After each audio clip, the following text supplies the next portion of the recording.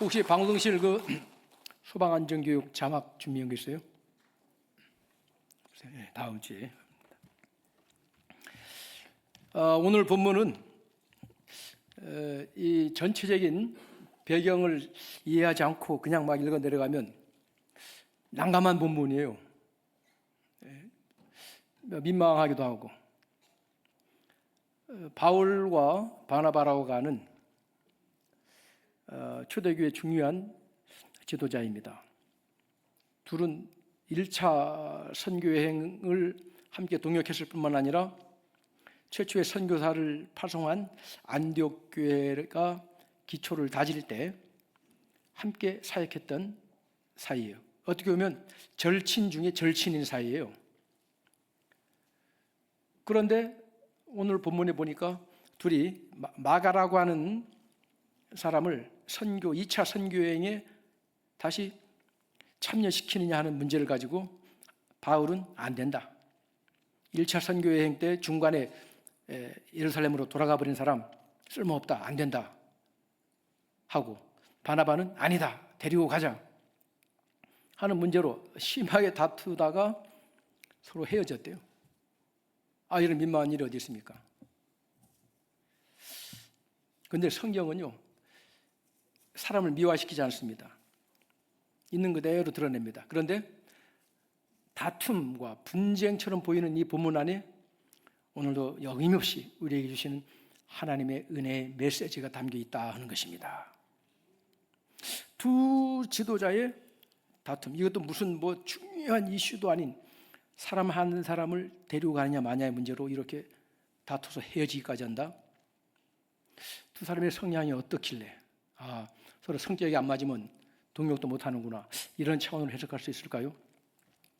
역사적으로요, 여러 지도자들이 있는데 그 지도자들의 통치 스타일이라든가 유형을 비교할 때 일본 16세기 일본의 그 전국 시대라 그럽니다. 각 지방 영주들의 아주 군웅할거하던 그런 시대를 16세기 그 전국 시대의 끝 마지막 무렵에 연이어 등장했던 3명의 불세출의 지도자들이 있어요. 일본 역사에서는 그 3사람의 지도자 유형을 비교할 때 쓰는 유명한 질문이 있어요. 화면 한번 보실까요? 저 두견새가 울지 않으면 어떻게 할 것인가? 자, 어떤 두견새 한 마리가 있는데 이 두견새가 아주 아름답게 우는데 가장 두견새다운 것은 그 고유의 소리를 내는 건데 울지 않으면 어떻게 할 것인가 라고 하는 질문 앞에 응답하는 것이 이 3명의 지도자가 각각 달라요. 한 사람은 오다 노부나가라는 인물이고, 또 한 사람은 도요토미 히데요시라고 하는 인물이고, 또 한 사람은 도쿠가와 이에야스라고 하는 인물인데 이 3사람의 저 질문에 대한 응답이 각자 다릅니다. 그 다음 화면 보실까요? 오다 노부나가는 쓸모가 없다. 두견새가 울지 않으면 쓸모가 없다. 당장 베어버려라. 도요토미 히데요시라고 하는 지도자는 두견새가 울지 않으면 울게 만들어라. 어떻게 해서라도 울게 만들어라.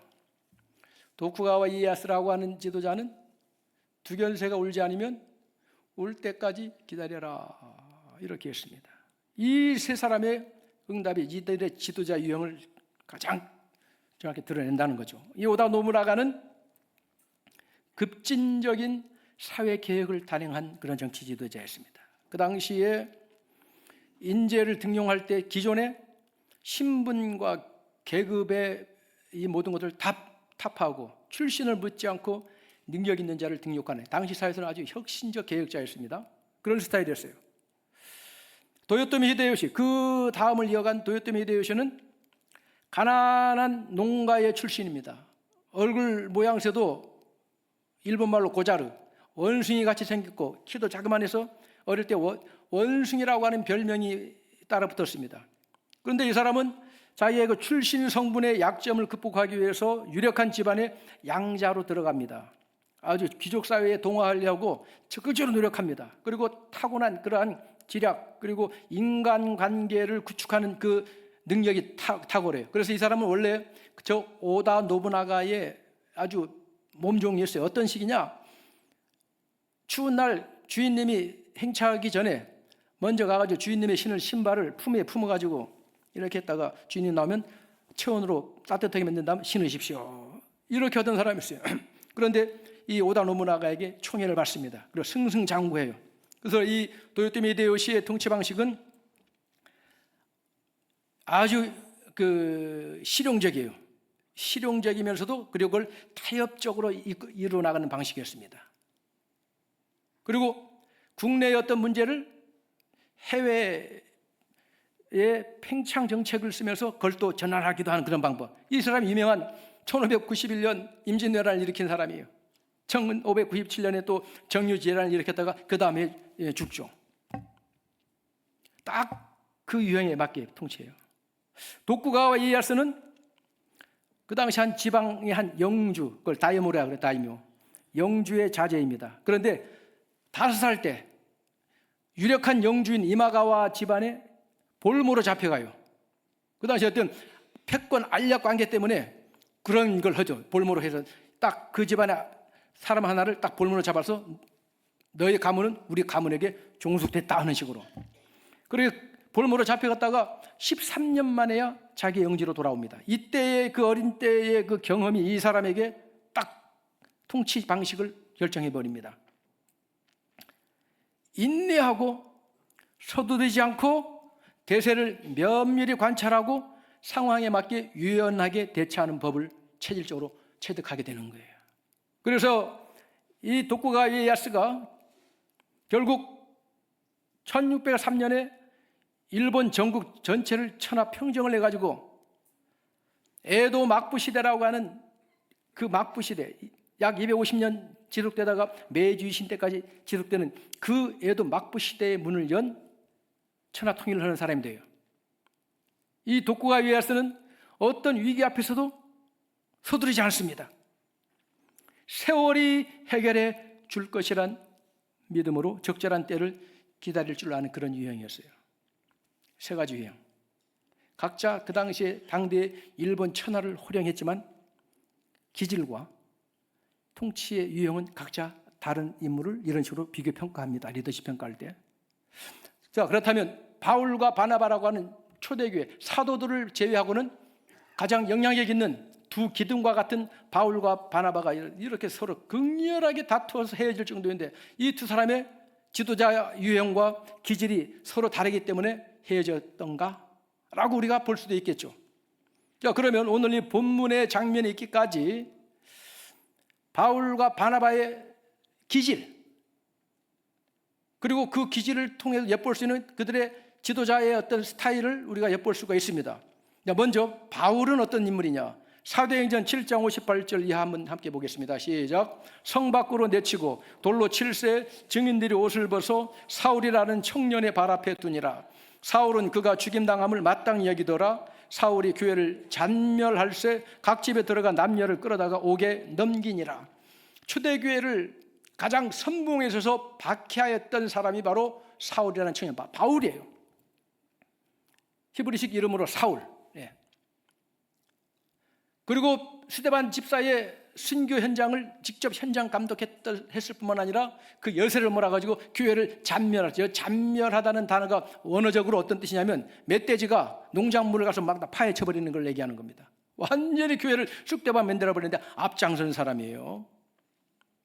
자, 사도행전 9장 1절 2절 다 함께 보겠습니다. 사울이 주의 제자들에 대하여 여전히 위협과 살기가 등등하여 대제사장에게 가서 다메섹 여러 회당에 가져갈 공문을 청하니 남녀를 막론하고 결박하여 예루살렘으로 잡아오려 함이라. 그 여세를 몰아서 멈출 수 없는 기관차와 같습니다.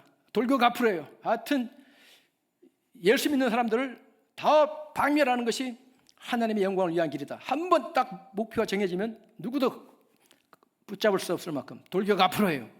그렇게 해서 다메섹으로 가던 길에 그 역사적으로 유명한 부활하신 예수님을 체험하는 다메섹 체험이 있죠. 그리고 3일 동안 앞을 보지 못하는 영적인 흑암을 닦으면서 자신의 실체를 깨닫게 되고 아나니아를 통하여 안수를 기도받으면서 눈에 비늘 같은 것이 벗겨지고 그리고 성령의 충만을 받고 그때부터 사람이 완전히 바뀝니다. 사도행전 9장 20절 21절 다 함께 읽습니다. 즉시로 각 회당에서 예수가 하나님의 아들이심을 전파하니 듣는 사람이 다 놀라 말하되 이 사람이 예루살렘에서 이 이름을 부르는 사람을 멸하려던 자가 아니냐, 여기 온 것도 그들을 결박하여 대제사장들에게 끌어가고자 함이 아니냐 하더라. 일단 어제까지는 3일 전까지 사흘 전까지는 예수 이름을 부르기만 해도 박멸해야 될 대상으로 여기면서 선봉에 섰던 사람이 예수가 그리스도임을 믿고 성령이 임하자 하루아침에 사람이 변화되는 거죠. 그때부터는 예수가 그리스도라고 외치고 다니는 사람이 되는 거예요. 이런 인물입니다. 이게 바울이에요.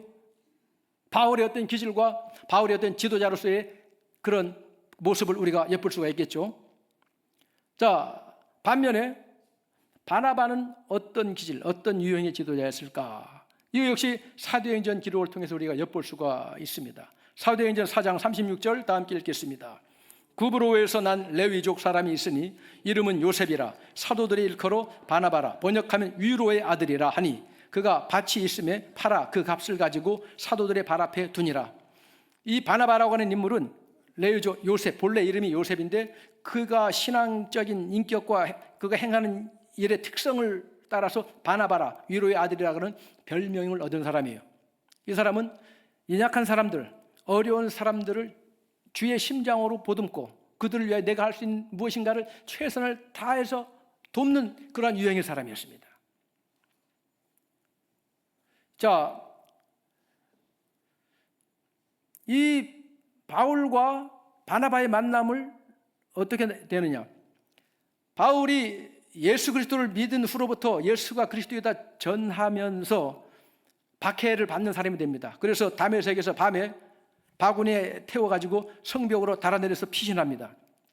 그리고는 예루살렘의 교회에 올라가가지고 나도 예수 믿는 사람이 되었습니다 하고 예루살렘 교회에 갔는데 예루살렘에서 아무도 바울을 응대해 주지 않는 거예요. 왜냐? 그의 악명을 너무나 알고 있기 때문에. 그가 했던 그걸 알고 있으니까 그 트라우마가 너무 세가지고 이거 우리 못 믿겠다. 두려워서 아무도 바울의 내민 손을 잡아주는 사람이 없습니다. 그때 바로 바나바가 등장합니다. 사도행전 9장 27절입니다. 바나바가 데리고 사도들에게 가서 그가 길에서 어떻게 주를 보았는지와 주께서 그에게 말씀하신 일과 다메섹에서 그가 어떻게 예수의 이름으로 담대히 말해야 했는지를 전하니라. 누구도 인정하지 않고 누구도 믿어주지 않는 사울이라고 하는 이 사람이 변화되었음을, 분명 예수 믿고 영접하여 새 사람이 되었음을 교회 앞에 보증을 서주는 그런 사람이었습니다. 그 후에 안디옥, 최초의 선교사를 파송했던 교회인 안디옥 교회가 개척되었을 때에 그 안디옥 교회 개척 초기부터 교회가 일정한 수준의 자립형 교회로 성장할 때까지 누구를 최초로 담임 목회자로 세웠느냐? 사도행전 11장 24절입니다. 바나바는 착한 사람이요 성령과 믿음에 충만한 사람이라 이에 큰 무리가 죽게 더하여지더라. 이제 막 시작된 교회가 제자리에 딱 안착하고 서기까지 누가 담임되면 되겠느냐? 예루살렘 교회에서 뽑아서 보낸 사람이 누구냐? 바로 바나바였습니다. 왜? 성령과 믿음이 충만하였기 때문에, 딱 그 일에 적임자였기 때문입니다. 그리고 바나바가 간 후에 안디옥 교회가 계속 부흥하니까 또 다른 도움의 손길이 필요했죠. 동력자가 필요한 겁니다. 혼자 안 되잖아요. 그때 바나바가 찾아간 사람이 누구냐? 사도행전 11장 25절 26절 다 함께 읽습니다. 바나바가 사울을 찾으러 다소에 가서 만나매 안디옥에 데리고 와서 둘이 교회에 1년간 모여있어 큰 무리를 가르쳤고 제자들이 안디옥에서 비로소 그리스도인이라 일컬음을 받게 되었더라. 이 화면 그냥 놔두세요. 바나바가 교회는 계속 부흥하죠. 동력자는 더 필요하죠. 하고 많은 사람 중에 예루살렘에 사도도 있고 많은 지도자들이 있는데도 불구하고 바나바는 고향으로 들어가서 거의 외면당하다시피 지내고 있는 바울을 찾으러 갑니다. 그래서 진짜 제갈공명 삼고초려로 데려오듯이 직접 모시고 와요. 동역합시다. 자, 성향이 전혀 다른 걸 알 수 있겠죠. 바울과 바나바의 성향이 다른 걸 이 정도면 알 수 있겠죠. 그런데 두 사람이 케미, 즉 뭡니까? 조합이 맞아요, 틀려요? 맞았죠. 제자들이 안디옥에서 그리스도인이라 일컬음을 받았다. 이 두 사람이 모여서 성격과 기질이 다르니까 어긋난 게 아니에요. 교회가 어지러운 게 아니에요. 오히려 둘의 서로 조화가 잘 맞은 사람이에요. 팀워크가 잘 이루어진 사람이에요. 그런데 왜 마가라는 사람을 데리고 가는 문제 가지고 싸워서 다시는 만나는 장면이 없냐 이 말이에요.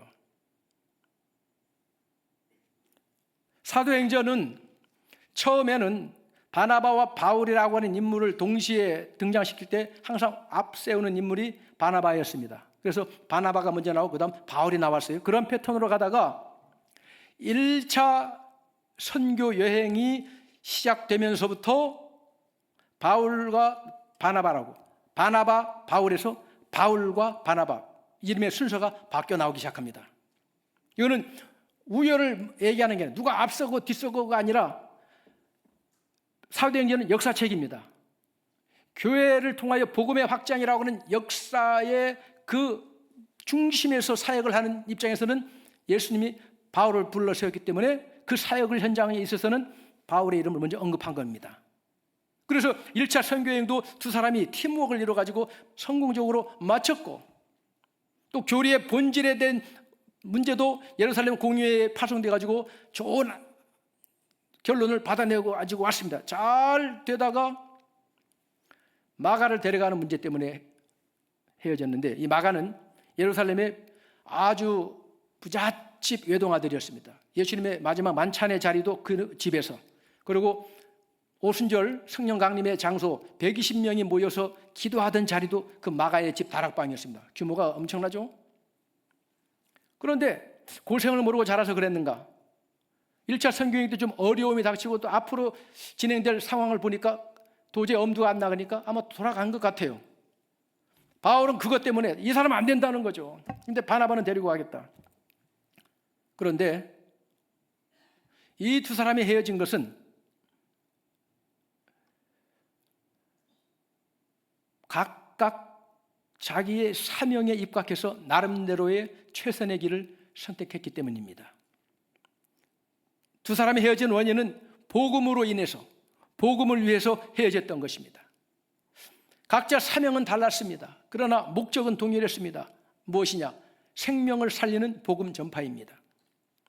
자, 복음의 사명자로서 바울의 시선은, 그 화면 이제 내리세요. 복음의 사명자로서 바울의 시선은 어디를 향했느냐면 온 세상 땅 끝을 향하고 있었습니다.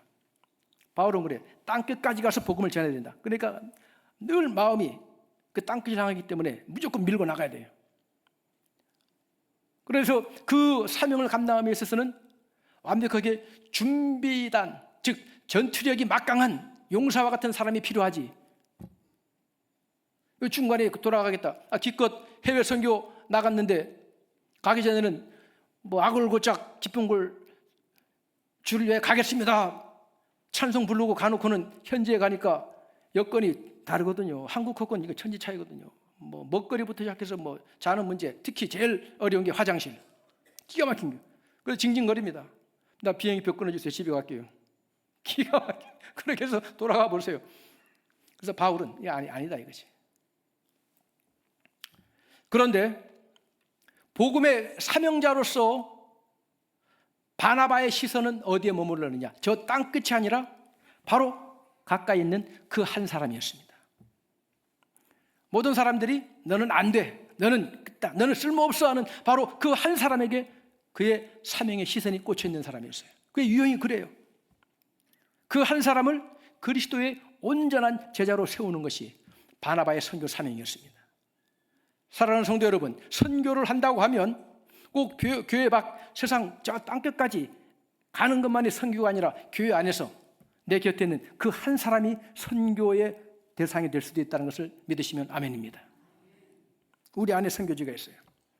그러므로 서로 심히 다투어 피차 갈라서니라고 하는 것은 누가 옳고 그름으로 판단할 사항이 아니고, 또 서로에 대한 미움이나 반감을 품고 헤어진 것도 아니다. 이 두 사람은 아마도 주님의 이름으로 서로 격려하고 축복하면서 헤어졌을 것입니다. 무엇을 근거로 이런 예상을 하느냐? 사도행전에서는 찾아볼 수 없어요. 다시는 등장 안 합니다. 바나바와 마가는. 근데 그때로부터 얼마 동안의 시간이 흐른 후에 그들의 행적이 나와요. 자, 두 사람이 헤어진 이후에 각자 자기의 길을 간 이후에 바울의 행적은 자세히 나와 있는데 바나바와 마가, 특히 바울이 쓸모없다, 이 사람은 안 된다 라고 했던 마가는 어떻게 됐을까? 그 후에 마가는 어떻게 되었을까요? 과연 오늘 우리가 교회 안에서 이 사람은 안 돼. 지난번에 우리가 뭐 할 때 이 사람 때문에 엄청 힘들었어, 다시는 쓰지 마, 다시는 같이 일할 사람이 못돼 했던 그 사람 과연 어떻게 됐을까? 결론적으로 마가는 바울의 훌륭한 조력자, 동력자가 되었습니다. 그 증거는 바울 자신이 직접 기록한 서신서에 나와 있어요. 바울 사도가 로마의 가택연금 상태의 죄수의 신분이었을 때 골로새 교회 교인들에게 보낸 서신 마지막 인사 부분에 마가 이름이 나옵니다. 골로새서 4장 10절 이하 함께 읽습니다. 나와 함께 갇힌 아리스다가와 바나바의 생질 마가와 유스도라 하는 예수도 너희에게 문안하느니라. 이들만은 하나님의 나라를 위하여 함께 역사하는 자들이 이런 사람들이 나의 위로가 되었느니라. 바울의 위로가 되었대요. 누가? 바나바의 생질 마가도 거기에 포함되어 있다는 것입니다. 또 이 로마에 구금되어 있을 때 주인으로부터 도망쳐 나온 노예가 있었어요. 오네시모라고 하는 한 노예인데 바울을 만나가지고 복음을 듣고 회개하여 거듭난 사람이 됐습니다. 그리스도의 제자로 양육받았습니다. 그래서 이 바울은 이 오네시모의 주인인 사람에게, 빌레몬이라고 하는 이 주인에게 그 도망쳐 나간 노예인 오네시모를 선처하고 용서해달라, 그리고 그가 당신에게 끼친 해가 있다면 내가 대신 다 감당해 주겠다 라고 하면서 이 도망친 노예, 그러나 그리스도에 대해 변화된 오네시모의 선처를 부탁하는 편지를 그의 주인인 빌레몬에게 보낼 때 딱 한 장짜리 편지입니다. 한 장짜리에 확실한 내용을 쓰잖아요. 군더더기 안 붙지 않습니까? 딱 한 장짜리. 그 한 장짜리 편지에도 바울은 누구를 언급하느냐? 빌레몬서 1장 23절 24절 다 함께 읽습니다. 그리스도 예수 안에서 나와 함께 갇힌 자 에바브라와 또한 나의 동역자 마가, 아리스다고, 데마, 누가가 문안하느니라.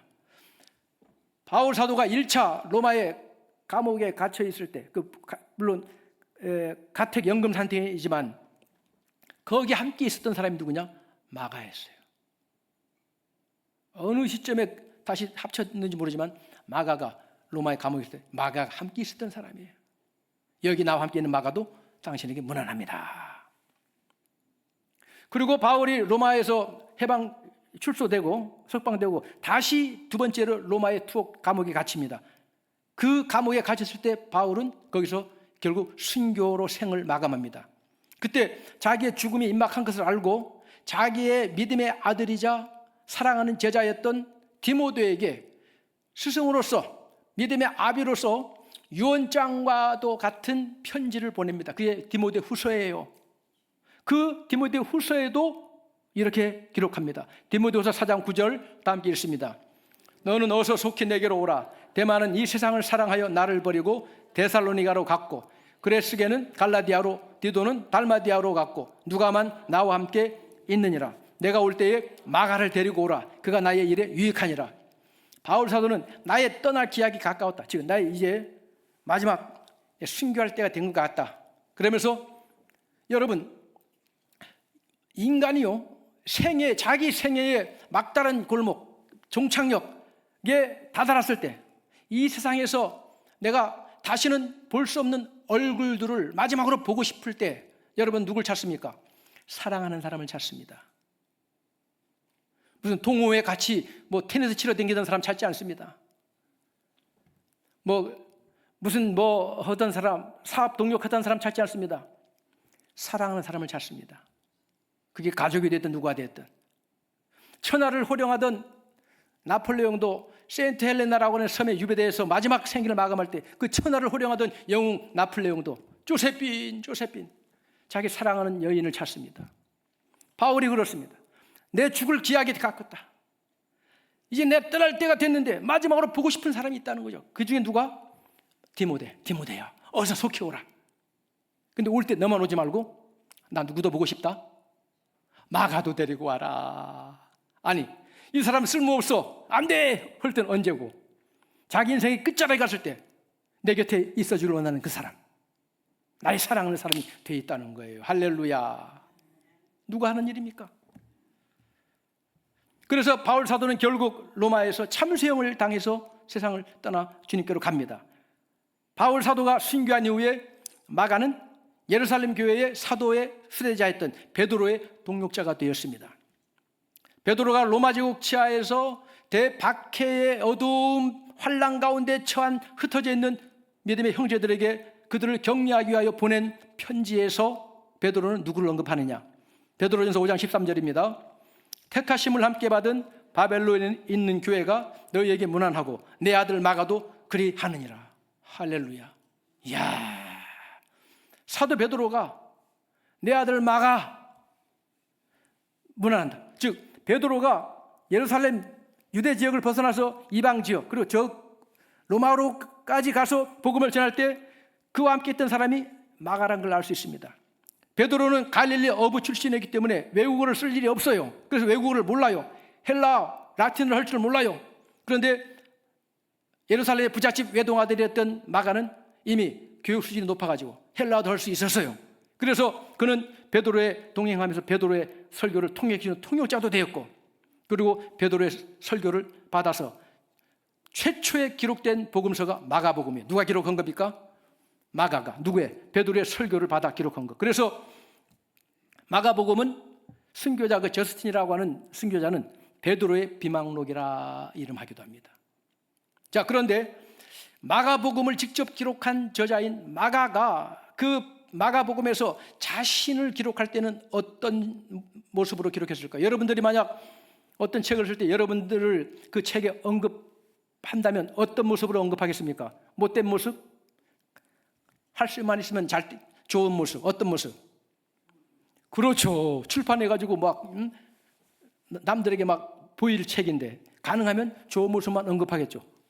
마가복음 14장 50절 다 함께 읽습니다. 제자들이 다 예수를 버리고 도망하니라. 한 청년이 벗은 몸에 배 혼니부를 두르고 예수를 따라가다가 무리에게 잡히며 배 혼니부를 버리고 벗은 몸으로 도망하니라. 겟세마네 동산에서 예수님이 잡혀가시는 장면입니다. 다 도망갔어요. 그런데 유독 한 청년, 저 한 청년이 누구입니까? 바로 마가입니다.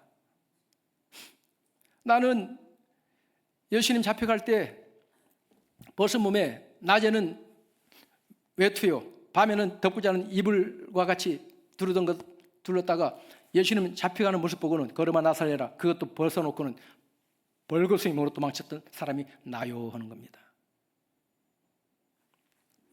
결국 바울에게 있어서 그릇처럼 신임받은 동역자가 되었고 마지막 최후의 순간에 꼭 곁에 있어주길 원하고 보고 싶은 얼굴이었던 사람, 베드로 사도가 나의 아들이다라고 신임했던 이 마가가 자신을 기록할 때는 나는 이런 인간입니다.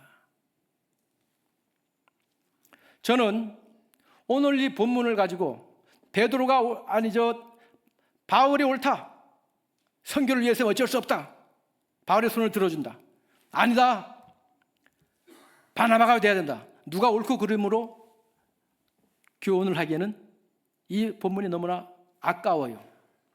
그래서 저는 오늘 우리 교회 안에서 우리들 자신을 위하여 강조하고 싶은 교훈이 있습니다. 오늘 이 두 사람의 거목과 같은 지도자가 이 모습을 보임 속에서 우리에게 주는 메시지가 무엇일까? 교회 안에서. 사랑하는 성도 여러분, 사람들이 우러러보고 존경하는 위대한 인물들 뒤에는 사람들의 눈에 띄지 않는 숨은 조력자이자 스승이 반드시 있습니다. 스포츠계든 학계든 예술계든 다 그래요. 어떤 분은 그분이 나의 어머니이기도 합니다. 근데 그 어머니, 그 위대한 인물이 키운 어머니, 스승, 때로는 무학자입니다. 그런데도 그 위대한 인물이 가장 나를 힘을 준 사람, 나에게 영감을 준 분이 어머니입니다. 혹은 아버지입니다. 어떤 분은 학교 선생님입니다. 유형이 여러 가지예요. 아무리 훌륭한 인물도 반드시 보이지 않는 부분에 그가 되게 만들도록 도왔고 그의 스승이 된 사람이 반드시 있다는 것이죠. 인정하십니까? 한국 영화 중에 라디오 스타라고 하는 영화가 있어요. 보신 분도 아마 있을 겁니다. 좋은 영화예요. 제가 갑자기 무슨 영화 선전하는 건 아니지만, 이 영화가 어떤 내용이냐면 소위 쌍팔년도 88년도에 가수왕을 했던 최곤이라고 하는 가수가 있어요. 그런데 그 후로 인기를 유지하지 못하고 사고만 치면서 몰락을 거듭합니다. 그런데도 20년 동안 그의 곁을 지켜온 매니저인 박민수라고 하는 인물이 있어요. 보다 못한 이 박민수가 이 최곤 가수왕을, 한물간 가수왕을 강원도 영월 라디오 방송국에 취직을 시켜주려고 그럽니다. 너 밥벌이는 해야지. 그래도 이제 누가 너 노래 들어주겠느냐, 어느 방송국에서 너 노래 틀어주겠느냐, 그렇게 어디 사고만 치고 다니지 말고 내가 왕년에 누군데 말이야, 그거 해봐야 알아줄 사람 없다. 너 강원도 영월 라디오 방송에 내가 자리 마련해놨으니까 거기 가거라. 그러니까 형 나를 뭘로 보고, 내가 가수왕인데 내가 뭘로 보고 시골 구석 라디오 방송국에서 근무하라 그러냐고. 난리 피해요. 그래서 이 박민수라고 하는 매니저가 한물간 가수왕 최곤을 데리고 강원도 영월 천문대 전망대에 밤에 올라갑니다. 그리고 그 전망대에서 밤하늘에 반짝이는 별들을 보면서 이렇게 얘기합니다. 곤이야, 저기 하늘에 수많은 별들이 있잖아. 저 많은 별들 중에 자기 혼자 빛나는 별은 없어. 별은 다 빛을 받아서 반사하는 거야. 그렇게 얘기합니다. 즉 과거의 명성에 잠겨든 채 빠져나오지 못하고 있는 한물간 스타에게 진정한 스타의 의미가 무엇인가를 말해주고 있는 장면이죠. 그리고는 이 매니저 형이 하여튼 네 알아서 해라, 가버려요. 나중에 어쨌든 이 최곤이는 영월 라디오 방송국의 그 자리에 앉게 됩니다. 그리고 평범한 이웃들의 사연을 담은 신청곡이라고 하는 프로그램을 담당해요. 이거 아무개 씨의 사연입니다. 아무개가 누구에게 보내는 신청곡입니다. 그러면서 무슨 사연이 있어서 이 신청곡을 보내죠? 그러면 이러이러한 저러한 사연입니다. 그걸 진행하다 보니까 이게 어떤 경우에는 이산가족 만나는 장소가 되기도 하고, 서로 막 등을 졌던 부부가 화해하는 장소가 되기도 하고, 부모와 자녀 간의 화해가 되기도 하고, 이러면서 이 라디오 프로그램이 전국구 방송이 돼버렸어요. 이러던 가운데 수많은 사람들의 삶의 애환을 접하면서 과거의 환상에서 깨어납니다.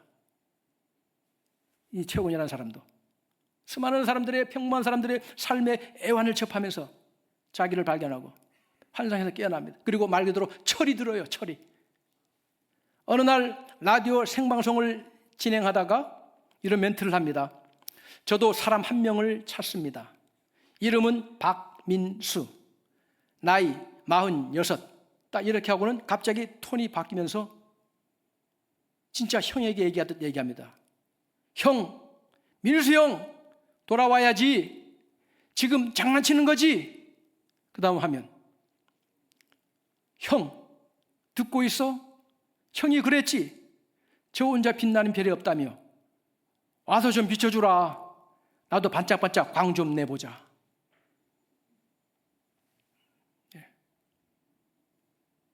마침내 비가 오는 어느 날 방송국 앞에 서 있는 최곤 앞에 매니저 민수 형이 돌아옵니다. 민수는 돌아온 자신을 반갑게 맞이하는 최곤에게 다가서서 그 다음 화면, 자신을 비를 맞으면서 그에게 우산을 씌워주는 장면으로 영화가 끝납니다. 사랑하는 성도 여러분, 우리는 나에게 우산을 씌워줄 누군가를 애타게 찾고 있습니다. 그분이 누구일까요? 쓸모없다며 외면당한 그 한 사람이었던 나를 포기하지 않고 끝까지 곁을 지켜준 그 사람이 누구입니까? 저는 군 제대한 이후에 예수님을 인격적으로 만났습니다. 그리고 너무나 강력하게 주님이 저를 만나 주셔가지고 뜨거웠어요. 신앙은 아주 어리숙했지만, 그래서 비교적 예수 믿고는 이런 시기에 주일학교 교사도 했고 성가대 대원, 저 곧 죽어도 베이스 했습니다. 물론 금붕이 베이스. 우리 전도사님이 그러더라고요. 나 음정 못 맞추는데 형제님 입만 뻥끗하면 됩니다. 군붕어 베이스. 그런데요, 한국교회 예수 믿는 사람 보면 트레이드 마크가 있어요. 술, 담배 안 하는 사람. 원턴 원차든 그 딱지가 딱 붙는 거예요. 근데 저는 사실 술, 담배 다 했었거든요. 근데 술은 비교적 일찍 절단냈습니다. 담배는 안 되는 거예요, 이게. 몇 번이나 작심했습니다. 근데 또 주워 피고. 기가 막힌 거예요. 그래서 주일날 낮 예배 끝나면 조촐하게 교회에서 식사를 하면 제가 구축해놓은 담배 몰래 피우는 아지트가 있어요. 거기 가서 담배 피우고는 손 닦고 탁 하고 바람 막 하고 향취를 다 하고 해서 와요. 그리고는 오후에 천연스럽게 성가대 연습에 같이 합니다. 아무도 모르는 거예요. 아무도 모르는. 그래서 사람들이 나를 예수 믿어가지고 이렇게 변화되는 사람이 있다면 칭찬만 듣는데 나는 잘 나가고 있다 지금 믿음적으로. 근데 어느 날 나하고 비슷한 사람이 들어왔어. 그 형제도 어디선가 모르고 담배 피우고 온 거예요. 나는 알아요. 냄새가 팍 나는 거예요. 그 순간 저는 깨달았습니다. 다 알고 있었구나. 나를 그렇게 칭찬하던 목사님을 비롯해가지고 전도사님 주변에 있던 성도들이 만나기 위해 나를 그렇게 칭찬했는데 다 알고 있었구나. 사랑하는 성도 여러분, 여러분이 어린 자녀들을 키울 때 그 어린 것이 일어섭니다. 어떻게 일어섭니까? 단번에 일어섭니까? 엄마 나 오늘부터 일어설 거야. 바이. 그래 일어선 아이가 일 수 없어요. 없습니다. 자빠지고 넘어지고. 그러면 쓸모없다 갖다 버려라. 그래요? 아니지. 그러다가 어느 날 드디어 수십 번, 수백 번, 수천 번 일어나다 넘어지다가 비스무리하게 일어섭니다. 달달달달. 그날 그 비싼 국제전화 돌립니다. 누님, 우리 아이 일어섰다 오늘. 사랑하는 성도 여러분,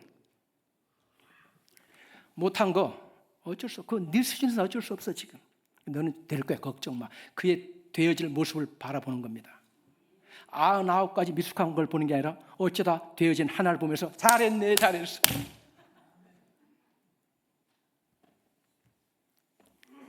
제가요, 담배 냄새 팡팡 풍기던 청년이 주일 이 거룩한 강단에서 주의 말씀을 전할 수 있는 자가 된 것은 내 곁을 지켜줬고 지켜봐 주었고 끝까지 품어준 우산을 씌워준 사람들이 있어서 그래요. 1등이 되기 위해서, 스타가 되기 위해서 양육강식의 경쟁을 벌이며 살아가는 오늘의 세태 속에서 너무나 힘들어요. 조금이라도 남보다 앞서지 않으면 끝장나는 것처럼 여기서 어떻게 해서 수당만 가르지 않고 앞자리에 서보려고 했어. 그러면 그럴수록 인생의 목마름은 더 깊어지죠.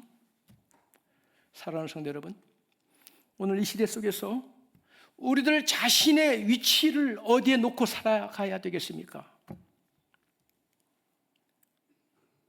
가장 연약한 자의 자리. 그래서 하나님의 은혜가 누구보다도 필요한 그 자리가 바로 나의 존재가 위치한 자리임을 오늘 본문의 이야기의 교훈을 통해서 내가 설 자리를 회복하시기를 주님의 이름으로 축복합니다. 하나님은요, 저돌적인 바울을 통해서도 바나바 같은 사람을 통해서도, 쓸모없다고 여겨졌던 마가와 같은 사람을 통해서도 하나님은 하나님의 뜻을 이루어 나가십니다. 주권자는 우리가 아니에요. 우리 하기에 달린 게 아니라 우리를 부르신 하나님께 달렸어요. 로마서 8장 28절 다 함께 읽겠습니다.